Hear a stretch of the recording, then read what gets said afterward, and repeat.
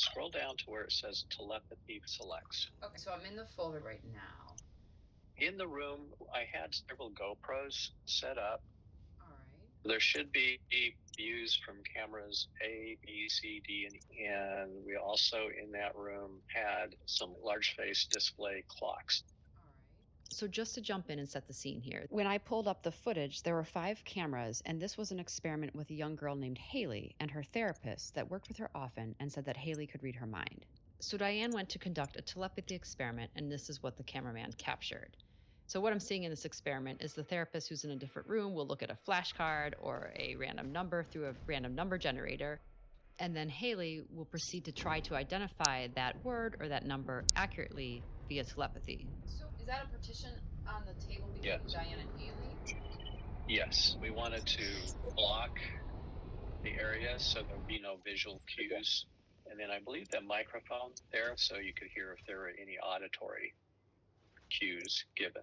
Got it. So therapist is in the other room. She'd look at these cards, hold them in her mind, and then Diane would ask Haley, what do you see? And then Haley would proceed to type out letters and numbers and then hit play, and the talker would pronounce the word or the phrase. Like, what was the takeaway that you observed from being there as a neutral outsider, you know? Haley wasn't 100%, but she was up in the 90% accuracy, and it just blew me away. It was pretty amazing, and seeing it actually take place and reviewing the footage afterwards, it was just a little jaw-dropping. And I was convinced that it's very real. Seeing how careful Diane was to set up the experiment, made sure that there was a total separation. Sure, I did have an IFB that I was listening and monitoring what was going on in the experiment room. So I can attest that there was no deception going on. This is really good overview. And it's good to know, too, that you felt really blown away by it. Yeah, I believe each of us through our lives have had some similar personal experiences where, you know, it is when you're thinking about someone and say, boy, I want to talk to them, and then boom, the phone rings and it's them. Those situations, that knowingness, tapping into the conscious collective. My conversation with Kent, the camera guy, convinced me it was totally worth it to go up to Oregon and meet Dr. Powell in person. A flight on a new budget line and a rental car later, I ended up at her beautiful historic house. It has this huge, beautiful brick driveway and rolling green lawns around it. People joke about it being Hogwarts West. And that's actually a really great description. The house feels as though it's been there forever, and it has beautiful woodwork and artwork, tapestries and rugs from all over the world, and there's Dutch doors with pane glass separating various small rooms. There seem to be books and diplomas and pictures everywhere, and it just feels iconic, historic, and full of knowledge. This is my home office, and I get a lot of emails from people who've heard me in a podcast or seen one of my lectures inquiring about research on savants and telepathy. So yeah, could you maybe even read me some emails of what parents might say when they reach out to you for the first time? This email is from a medical doctor. He wrote, "As much as I have been trained to think otherwise, I believe that I am the guardian of a non-speaking autistic child who I had thought was a savant, but now it is inescapable to believe that he can easily read my mind. He can write down any number of words of which I am thinking, as insane as that sounds. Please call me." She took me through an array of emails. We have made her multiple tests, and he would answer correctly every time. Then I made up a number in my head, and she wrote it. He was writing the answers from my thoughts. She can read other people's minds besides me. Looking forward to hearing from you. Take care. What surprised me was that all of these people, from various corners of the world, were all saying a version of the same thing. They had a child diagnosed with non-speaking autism. Doctors and/or educators had told the parents their children would never communicate or perceive the world beyond the level of a toddler. However, through a leap of faith or a twist of fate, these parents discovered their kids were in there. And in these cases, the kids learned to communicate via an iPad or a letterboard. And once the kids were communicating, the parents discovered through various means their children could read their minds. And they would test this unbelievable assertion over and over again, only to find that it was true. Many of these parents were not believed and felt alone, and they all had the same concerns. They had concerns about educating their children, They didn't know how to hide birthday presents or candy without it being found. They didn't know how to protect their private conversations or thoughts. And what touched me the most is these parents were grappling with something that they believed to be absolutely impossible. But here they were. They were watching something unfold that had no rational explanation. And they literally had nowhere to turn but this email inbox. So this is an email that I received from Sophia, and this is her first contact with me. Hi, Dr. Powell. I am from Mexico. I had a cousin, Mia. She is 12. She can't talk and didn't communicate with us before. Recently, she got an iPad and started typing things. We thought she could read books in seconds and had photographic memory. My aunt read her some paragraphs and she could finish the sentence or said on what page it was. And this may sound silly, but she is reading my aunt's mind. We have made her multiple tests, not professionally, and that's what she really does. Just her mom's mind, so far no one else's. We don't know what to do now. I greatly appreciate your time reading this. I hope you could answer me. Thank you, Sophia. I asked Diane about the career implications of her following this line of research. I knew that a lot of people would think, boy, Diane's gone off the deep end. But that's the risk any scientist takes when they challenge the current paradigm. The data was so compelling and accurate that I had to follow it, even though I knew I was risking my scientific reputation. On your marks, get set, go! Team Sonic are back inside your McDonald's Happy Meal to celebrate the cinema release of Sonic the Hedgehog 3. And don't forget about your choice of a book or toy. In the weekend with Diane, I headed back to Burbank, feeling like my brain was being bent into a new shape. I was grappling with a collision of facts. Dr. Powell seemed smart and ethical and clearly wanted to conduct sound research on this topic. She also felt a strong sense of responsibility to take seriously the numerous emails that she was receiving from concerned and bewildered parents. During my time with Dr. Powell, I also learned how hard it was for her to get research funded, and I got the feeling she was just tired of hitting brick wall after brick wall. And it's a good moment to note why this is. The reigning philosophy in science is something called materialism. This notion says all things in our world are the result of interactions between physical matter, right? Like things we can measure and observe. And research into telepathy falls way outside of the materialism lane. And thus, there's just not a lot of support for scientists like Dr. Powell who are thinking outside of the box. So I was wrestling with all of this, and I just kept coming back to the families. I just couldn't believe that parents of non-speaking kids who don't know each other from all over the world are in on a mass conspiracy theory to trick the world into believing in telepathy. That's just impossible. These families don't know each other. In fact, most of them reaching out to Dr. Powell felt utterly alone. They weren't sure if they were the only ones in the world that this was happening to. So, from my point of view, there was something big and something real going on. And as a documentarian, I was pretty sure this was going to be my next big project. But in order to fully commit and dive in, I needed to see it with my own eyes. I thought about that family in Mexico from the email. Mia and her family had never met Dr. Powell. And it occurred to me that if I could get Dr. Powell and the family to Los Angeles, I could document a killer test for Diane with cameras from every angle, with mics on every single person. So I pitched this to Diane, and she was gracious and open to the idea. But she wanted to Zoom with Mia's family first, and they were open to her filming this first Zoom meeting. This is Mia. Hi, Mia. Nice to meet you. Yes, she's waving. Is this the mother over here on the right? Yes. Nice to meet you. What is your name? Iliana. In the Zoom image, we see Sophia, who's Mia's adult cousin, and her mother, Ileana.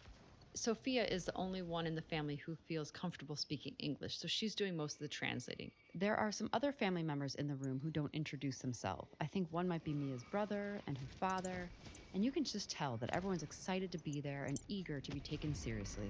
Ileana. So I'd like to hear from her when she first started realizing that maybe this is what was going on with Mia. Sí, ¿quieres saber cuándo fue como la primera vez que te diste cuenta que tal vez eso es lo que puede hacer? Just recently, in October, November. At this point, the adult cousin, Sophia, grabs off of the table an acrylic letterboard. It looks like a piece of paper about 8.5 by 11 inches. It's clear with letters and numbers in black written upon it. Mia uses this board to communicate. She doesn't speak. And now with the pandemic, she's been like homeschooling. So she recently discovered that she can type like on the iPad and like that. Dile que Mia me escribió que ella podía leer la Ah, mente. and Mia typed her that she could read her mind. Uh-huh. Uh-huh. She's And- aware she can do that. Do you know how long she's been doing that? She recalls having memories even since she was in her mom's womb. Mhm. That's what she says, and that she can read her mind ever since. And so was she developing normally and then regress? She was diagnosed when she was 2.5 years. So she never developed language. She never was able to speak. Nunca podía hablar. No. No, never. And what is she most interested in? De música. Music. She Del likes agua. music. Water. She likes water. Just What kind of music does she like? Mexican music. Oh, okay. Like Selena. Do you know Selena? At this point, Mia walks into frame and grabs the letterboard, and then she types something that seems out of left field.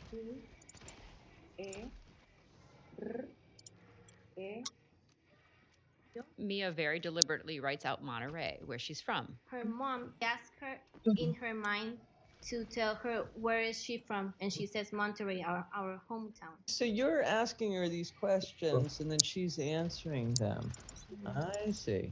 When I watched this for the first time, this moment was monumentally weird to me because Ileana, the mother, will ask Mia questions with only her mind, to which Mia will answer with the letterboard. So we will not hear Ileana asking a question. But just like any mother will be like, come on, tell them where you're from, or, come on, participate. Ileana was doing that in her mind, encouraging Mia to start writing. I noticed it looks like she's not even looking at the board. Is that true? That she oftentimes is just kind of pointing like this without even looking? Yes. I wonder how she does that. She wrote in her diary that when she reads, she sees different colors. Mia says she can see colors around numbers and letters, which is scientifically referred to as synesthesia. So does she see colors around different letters? A is always blue, or and C is always green. Yes, like that. Sometimes she sees the reflection of the colors, and that's why she doesn't need to see the I see. letter. Yeah. She sees the colors. Mia's mom explains that Mia keeps a diary in the form of an ongoing Word document where she'll enter her thoughts and memories. Have you ever tried doing something like thinking of a number and then she can give you the number? At this point, Dr. Diane and the family exchange WhatsApp information because Diane is about to start a test. So I'm gonna give you a number. And she proceeds to send a number to Ileana, who looks at it, then turns over the phone, and Mia, who's far away in the other side of the room, but we can see her, is clearly not seeing the number that's sent. And now Mia is walking from the far corner of the room where we've had eyes on her to her mother so she can begin to type what number was just sent. Mia has a huge smile on her face. It looks like she's loving this moment, and she types in the correct number. Very good. Okay. Let me try sending a word. No, that's how it's translated. Okay. Dr. Diane sends the family a word. Mia comes over again, a huge, huge smile on her face, and she correctly types in the word. She's got a beautiful smile. Yeah, that's good. So is she pretty much 100% accurate? I mean, is she always accurate, or does she sometimes make mistakes? She's 100% accurate so far. Mm-hmm. Okay. And does she like doing the telepathy? She said that she prefers to talk with her mom, like telepathy instead of speak. So tell me a little bit more about your reaction to this when you discovered that she could read your mind. Did she think that it was impossible? At the beginning, she thought it was impossible. And the next day, that when she went to wake her up, she had a word in her mind. And Mia, as soon as she woke up, she typed Mochila morada, me acuerdo. Purple school bag. That's what she was thinking. And Mia wrote that in the iPad. If that was hard to hear, when Mia first said to the family, "I can read your mind," they thought it was impossible. However, the day after that admission occurred, Ileana, Mia's mother, walked into the bedroom, woke her up for the day, and said, "What am I thinking about?" And Mia wrote on her iPad, "purple bag," and Ileana was thinking about her purple bag. So that moment won her over. They go on to talk a lot about Mia's interests, her health profile, whether or not she's eaten gluten, certain things that might impact Mia's body. The conversation ensues, and it's fascinating. Is it hard to keep things hidden from her? Her mom, she hides things, not only secrets, but things like objects, and Mia always finds them. This one girl, she liked to eat potato chips, and when her parents would try to say, Oh, we don't have any chips left. She knew exactly how many chips were left. Mia says that she remembers also her first appointment with a neurologist. What did she say about that? That she went when she was 6 months old, and that the doctor mistaken her diagnosis because he said that she had Microcefalia. microcephalia, and that he was wrong. Her diary, where she types things like that. As if telepathy weren't enough to process, Mia has also journaled about memories which go back to her earliest weeks of life. And you'll discover, as I did, as we meet more and more families, that telepathy is just the tip of the iceberg. But then the conversation took another unexpected turn. And you'll hear Mia's brother talk here for the first time. That ever since they discovered that she had telepathy skills, she can't sleep with the lights off. We don't know why. And sometimes when she's in her room, Mm-hmm. I see her like looking around and she starts laughing as well. Do you ever ask her what she sees when she's looking around? People. She says People. she sees people. I realize that this seems way off topic, but the family didn't think it was. And they certainly aren't the only family who will say their kids can see things that they simply can't. Really appreciate meeting all of you and appreciate you taking the time. And I really want to help. I feel that these children, they're not getting their educational needs met. Yeah, you're very welcome. You're very welcome. I appreciate it too. Gracias. Thank you. Gracias. Have a good day. Bye-bye. Thank you. Bye. Dr. Diane got what she needed to believe it was worth having Mia's family come up to America for some formal tests. So now it's game on.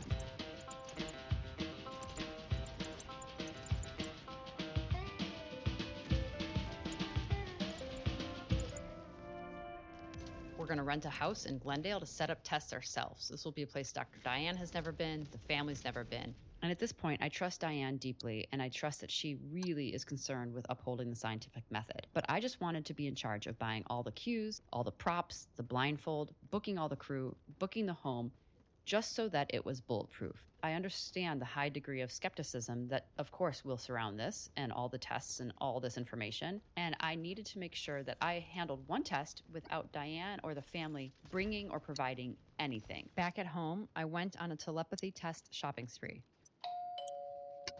Okay, she went shopping again. No, these are for the test next week. I've been married for 12 years. We have 2 little kids, and my family thinks it's hilarious to make fun of me by documenting 3 things. 1, all the tape I leave around the house. And 2, they think it's funny to take photos of me taking photos. And 3, they love to document all the things I buy on Amazon because apparently it's more often than I like to believe. So these are just Amazon things. I believe the families 100%. I just want to help appease any skeptic. This is me trying to justify everything I'm pulling out of the box when the night before I'd said we have to scale back on ordering out. I don't want Dr. Powell to bring this stuff. I don't want the families to bring this stuff. I just want to be the layer for the skeptics where it's get this up on Amazon. I'm not even going to open it until the day up. I just think that's the way to go. So you can turn that off. And the next step was finding an Airbnb that was affordable, booking a small crew who could handle 5 cameras, the audio feeds to each one of the people there, and getting the family and Dr. Powell to Los Angeles. It was a huge lift, but if we want to categorize worth in terms of things that positively and permanently change your life for the better, then this was worth every penny.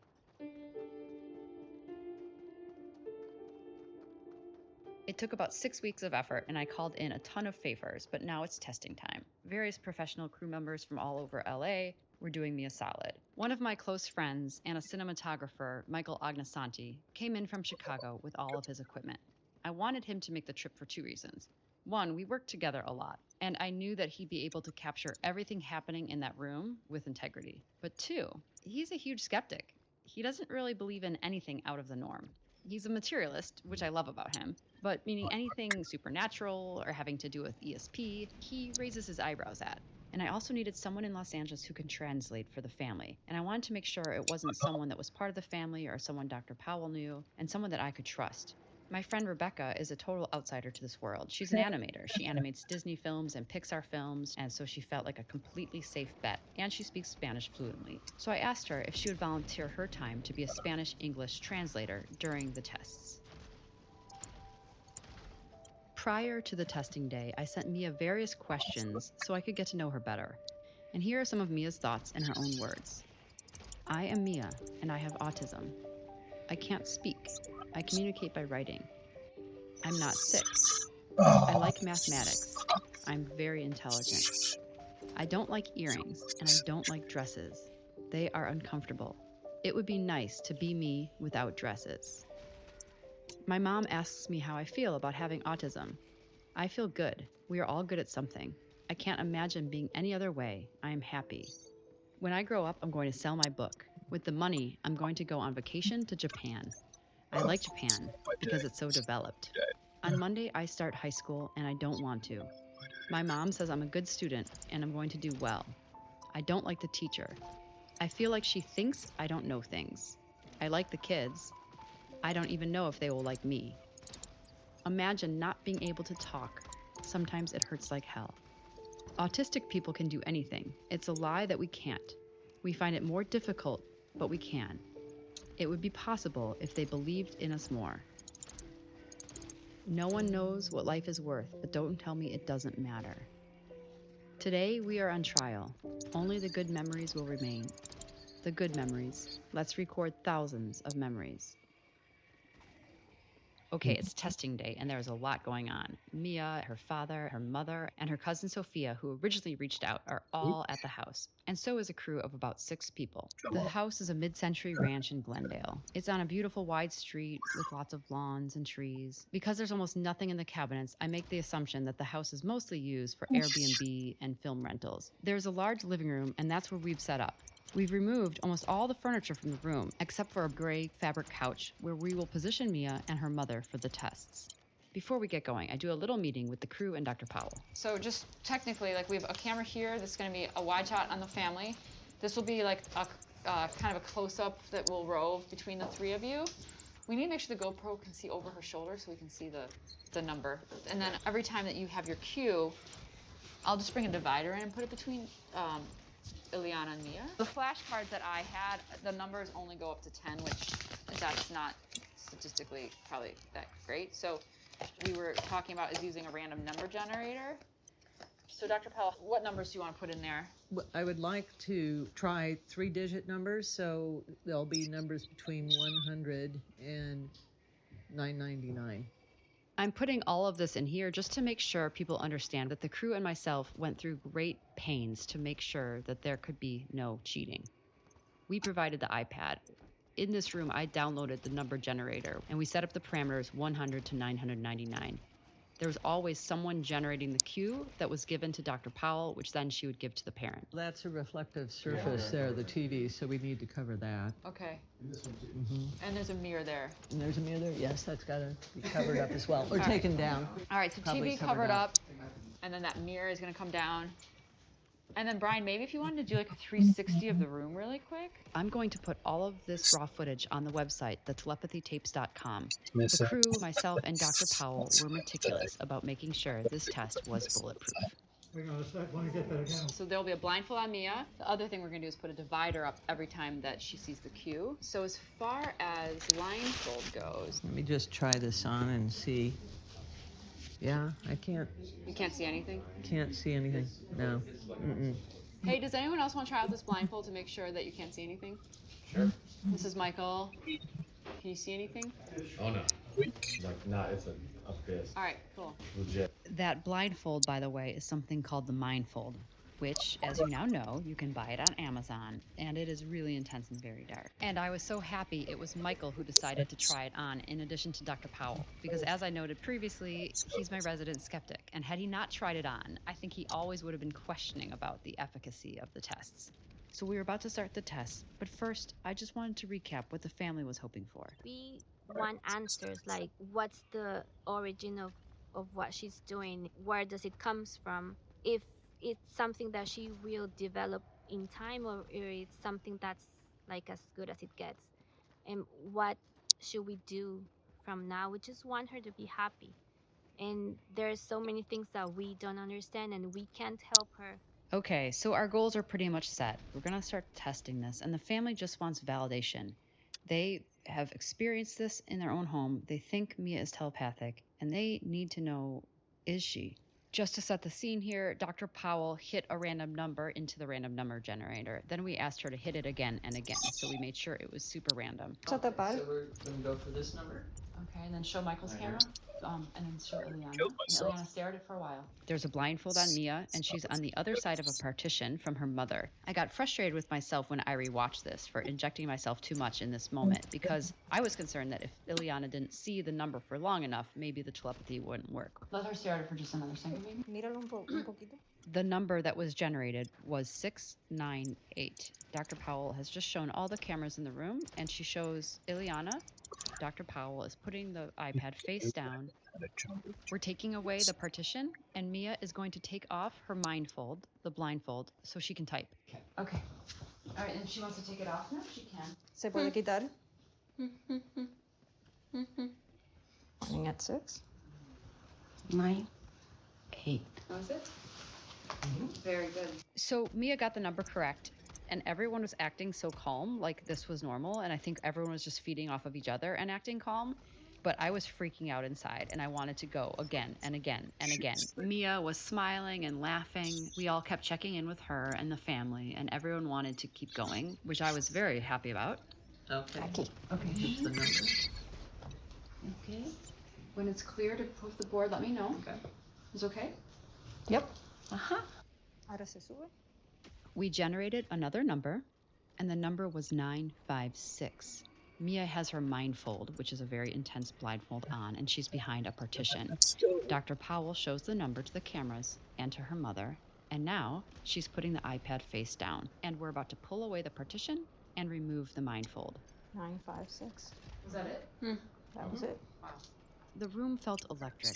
Mia got that one right too, and you could tell the family was so relieved that Mia had the same accuracy here in front of the neuroscientist that she had at home. We check in with Mia. Everyone wants to continue going. We continue to do well over 20 tests with Mia and her mother, and she was correct every single time. And now we're going to do a different test with Mia. We have 6 different color popsicle sticks: yellow, purple, blue, green, etc. We're spreading the sticks out on a round end table that we grabbed from the living room. We have placed different color popsicle sticks about 6 inches apart from one another in 2 rows of 3. Then one by one, we will hand Mia different color popsicle sticks, and while blindfolded, she needs to put each one in the appropriate colored pile. So if we hand her a yellow stick, for example, she'll need to put it in the yellow pile, all while having the mindfold on. All of this is so mind-blowing. I'm not even sure what we're testing here, but it seems to me that we're testing, can she just see through the mindfold? Okay. Okay. And she's going to hand her the popsicle stick. Ponlo donde van los colores. Mia was just handed a green popsicle stick, and she put it into the green pile. ¿Dónde va? Muy bien, Mia. Suelto. Okay. We start doing the test, and Mia accurately puts sticks into the various piles. However, we notice that our piles are so spread apart that she's having a difficult time moving her body in such a way to reach the far yellow pile. So we move the piles a bit closer together, and she continues with her accuracy. Mira, no lo ha bajado.